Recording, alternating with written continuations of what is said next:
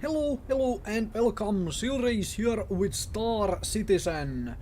And I've finally had time to catch up with what's been going on with the game, so I wanna talk about the stance system and the breathing and the stamina system they had. This nice little design document for everyone to read on their website. So, firstly, background footage is just there to distract you, so if you're watching this video muted, you are missing out on all my rambling, or maybe that's the point of you watching this video. Anyway, whatever. Second thing is that I have been in the military, alright? So I have at least a clue of what I'm talking about here. So the stance system, where you have guard stance and you have combat stance, basically they called it lowered stance and ready stance. Guard stance and slash lowered stance is where you have your weapon prepared, but it is not at the ready for combat. So you have the barrel lowered, you are probably doing the guard duty, so you are looking around. In reality, this typically means that you have the weapon on its sling, hanging on your front. You might be resting your hands on it or whatnot, in all honesty. This allows hip firing, shooting from the hip as it's called, and all that stuff. Something you should not ever be doing in real life anyways, but video games always allow you to do so, because you can do that silliness in reality, but you cannot hit the broadside of the barn. You actually can hit stuff in games by doing it though. The actual ready stance is, as they call it, character movement must first slow to a walk, and then you raise your weapon and you are ready to be shooting. Basically, third stance being the ADS, aiming down sights. The actual combat stance and aiming down sight stance are the same thing in real life, basically. While you can look in other directions than where your gun is pointing in real life, this is a video game that's without virtual reality and all that stuff. That's likely not going to happen. So whatever's out of that. However, in reality, people typically, well, combat veterans and whatnot typically shoot their weapons with both eyes open. They can fire their weapon, you know, using various sights. Well, not necessarily a sniper scope, but whatnot. But simply having the weapon raised. They don't need to go aiming down sights separately. But this is a video game, so those two need to be separated from each other. I understand that. Game, well, mechanics always come first over realism to make a good game. Simple as that.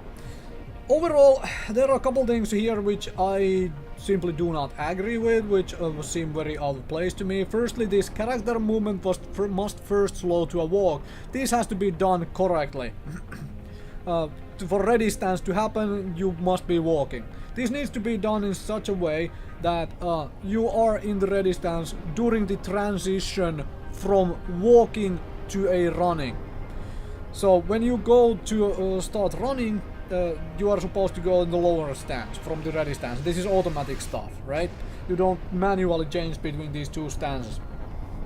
But that transition needs to be done in such a way that when you are walking and you start running, you are still in the ready stance while you run.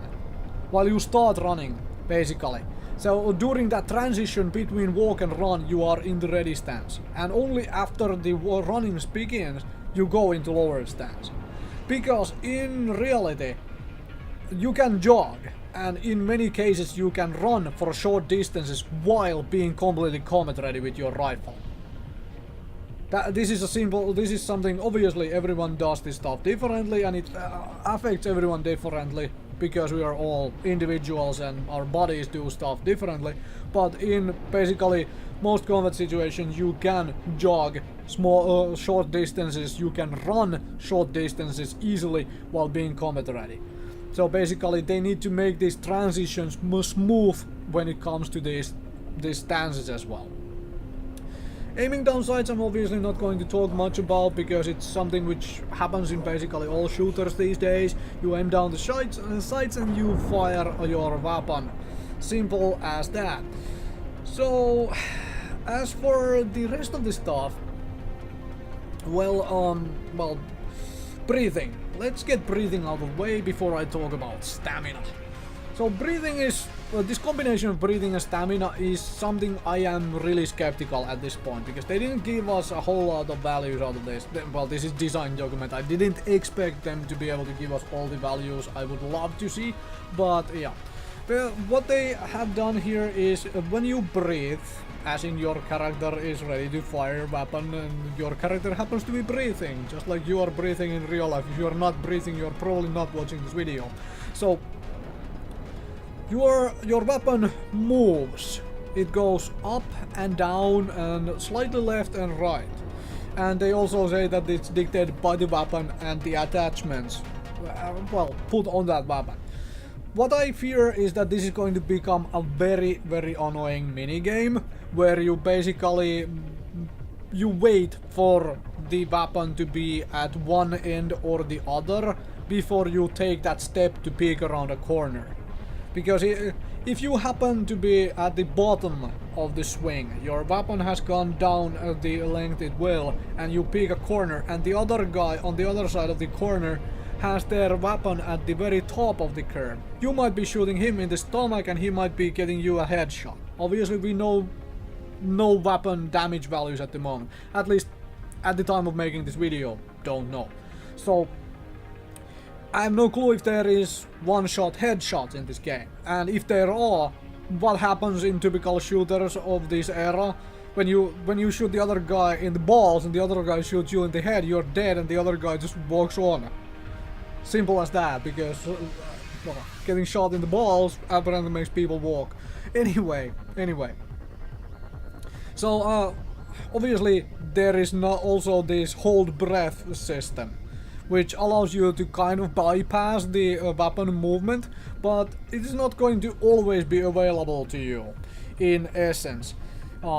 In such a way that, because of how the stamina system works, and I'll get back to the stamina system in just a moment, but I'll finish this whole breathing system first. So, because of the stamina system working in such a way as it is, you might not want to hold your breath, because there is a risk and a penalty to holding your breath, apparently. So you basically might have to rely on this up and down movement on some of your shots. So yeah, I fear that might become a really annoying minigame. So let's talk about the stamina then. So what the stamina does is, when you have full stamina, you can hold your breath for 10 seconds. Thankfully this is video game mechanics and not real life, because I can definitely hold my breath for more than 10 seconds even after I have jogged a mile, but whatever. So I am assuming this is not the full stop thing, so when you have full stamina or no stamina, but these are the two extremes they gave us. I am assuming that this changes these numbers while you have, let's say, 50% of your stamina bar.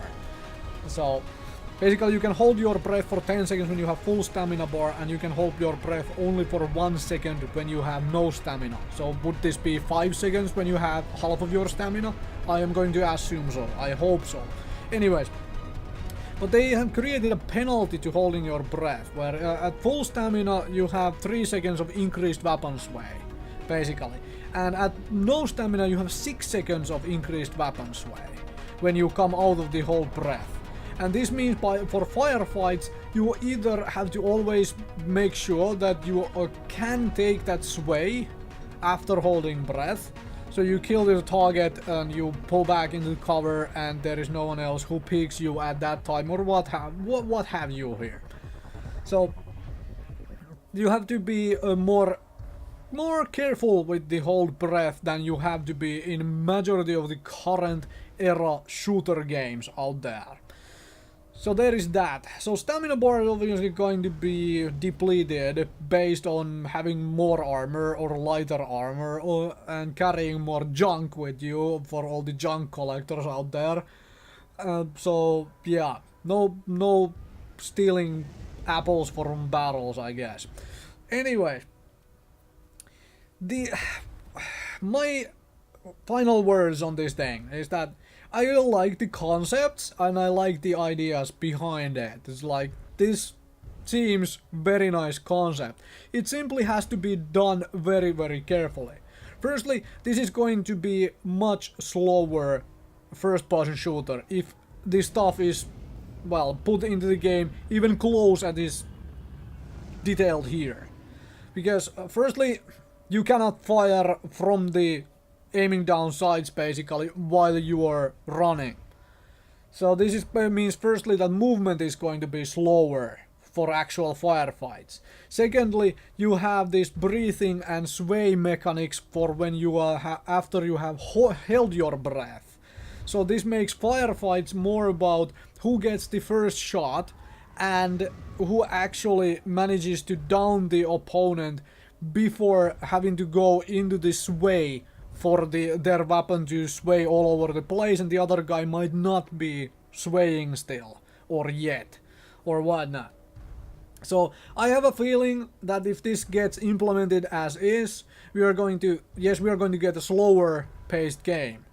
But are we going to get a camper game where everyone is basically waiting for the other guy to come out first, because that's how you guarantee your win. You are high on stamina, you can hold your breath for the full 10 seconds to pour fire to the other guy's dome piece to the head and get the kill, while the other guy is at, let's say, 50% stamina, can only hold breath for a much shorter time, and after coming out of the holding breath, they will have a much bigger sway for their weapon and so forth, and for a much longer time, and thus they have massive disadvantage to the firefight.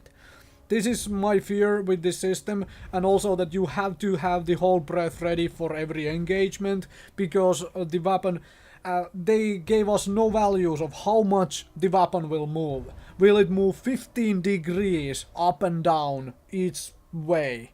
Because that is a whole lot. That means you cannot fire while you are breathing, it's like at all.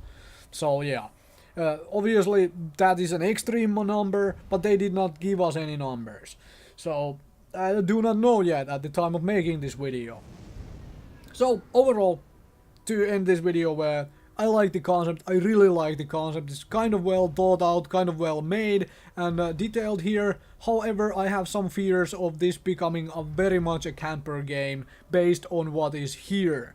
If this gets implemented correctly and whatnot, maybe some of the restrictions toned down a little bit and all that stuff, we might get some nice movement, nicer, slower paced shooter, and that would be fantastic. Anyway, thank you very, very much for watching. If you have comments and agreements and disagreements, post them in the comment section below and let's see. Anyway, thank you very, very much for watching.